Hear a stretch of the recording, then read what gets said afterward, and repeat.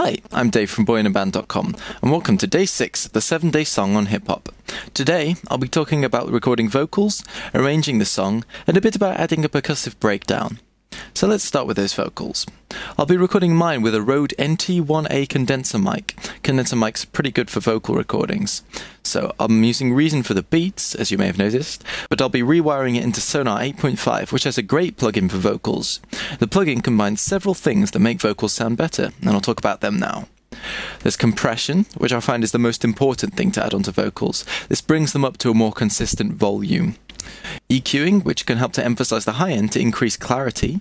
Try boosting around 2 kHz for that. And also try boosting around 500 Hz if you want more body and warmth to the vocal. But this will depend from voice to voice, so have a sweep around 300 Hz to maybe 700 Hz.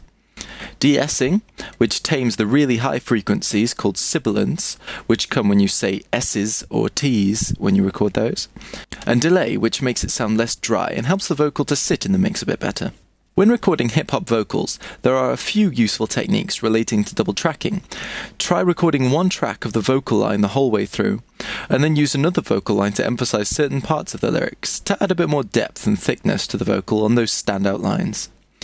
For a big chorus, try recording 2 more tracks than normal, and then pan them left and right. This is done in a lot of mainstream hip-hop productions. It just makes the choruses feel much bigger than the rest of the song. Okay, now a bit about arrangement. It's not exactly brain surgery for the actual structure. You generally alternate between 2 beats, one for the chorus and one for the intro, verses, and outro. The best hip-hop is able to play around with the layers in those beats, though, to match some of the lyrics. If you can drop the kick out, for example, when a rapper is saying something particularly arrogant and cool, then it can emphasize it. Removing elements of the beat for a bar or two is a simple and effective way of adding more variety to it. Another cool thing is using sounds like that slow string build-up I was showing you in Day 5. I've put that build-up near the end of verse 2, leading into that final chorus, so it feels like more of a climax. And as with most beats, the verse in this track is a stripped-down version of the chorus, lacking that portamento lead and some of the strings, but bringing in the scratching as well, so it's the focus for the end of each 2-bar phrase in the verse there. And the bass line, I've also simplified a bit, just to give a bit more room for that scratching. I bring in the hi-hats near the end of the verses. The verses are here and here. So I bring in the hi-hats there and there, just at the second half of both verses, just to build it up a little bit and make it feel like it's growing towards the chorus. And then the kitchen sink comes in with the chorus, with that full bass line, the portamento lead, and the strings as well. If you want to fill that out even more, try adding in a single, really low-pass filtered detuned saw wave note under the chorus. Make sure it's got that long sustain, and just hit a really low root note, A in this case, for this beat it would be, and that just fills it out really nicely. Lastly for this video, I'll talk about the percussive breakdown. If I zoom into the drum beat for the outro here, you'll be able to see that it's got some differences to the rest of the beat. I've changed it so there's a cool section at the end there where the syncopation is the focus. I'm a massive fan of interesting rhythms, so I find it's nice to experiment with some more intense percussion to give the beats some focus as well as the vocals. I wouldn't show you the whole breakdown since I want to save something for the final 7-day song, but here's a few parts as some examples. So if we have a listen.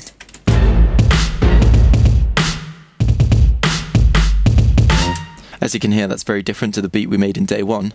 I've added in a few extra kicks here, which the regroove mixer has turned into a cool little fill. That's the there, and then next I've added in some 1/32 long kicks there. Remember to change the length of the notes. Click up here in the sequencer window, 1/32, and then the pencil tool to draw them in. And I've also used the pencil tool down here in the velocity section, just to draw it so it makes them sound like they're growing in volume. So, as you can hear there. In general, I've just added in more beats, but I've tried to make it so there aren't too many cluttering it up. It's quite a balancing act, and it can be tempting to put in a load of beats, but I generally go through afterwards, taking out some of them where I feel it's a bit too cluttered. On the second fill, I've added in some triplets at the end here. Just that bit. Which is another freaking awesome technique. Remember to select the 1/16th T or 1/8th T or 1/32nd T of the top there to be able to add in some triplets. And that's followed by a strong hit with all of the samples that we're using in the beat. And at the same time as that, if we have a look down here in the synth section, you can see that I've also put that synth to follow the timing of the drums. By combining interesting percussive rhythms with some melodies, you can make some interesting and catchy sections in your hip-hop, which can be awesome. Now, if you're thinking that there's not much you could do other than changing the rhythms, then have a think about using some effects. Filtering can be amazing when combined with interesting rhythms, as can phase or pitching up your percussion by automating aspects of redrum. Another cool one to try is if you rip it down to individual tracks of audio in an audio sequencer, then stutter it by cutting it into small audio slices and copying and pasting those slices a lot. The effect is pretty complex to replicate in Reason, but fairly simple to do in an audio sequencer like Sonar, Cubase, Logic or Pro Tools. Okay, so that's it for day 6. Tune in for day 7, where I'll explain about mixing and mastering your hip-hop song, and then show you the final finished 7-day song with my vocals on the top, and the full percussive breakdown in place. See you then, guys! If you found this tutorial useful, help me out by rating this video, or posting a comment so other people can find it. And don't forget to check out my website, boyinaband.com. Have a nice day!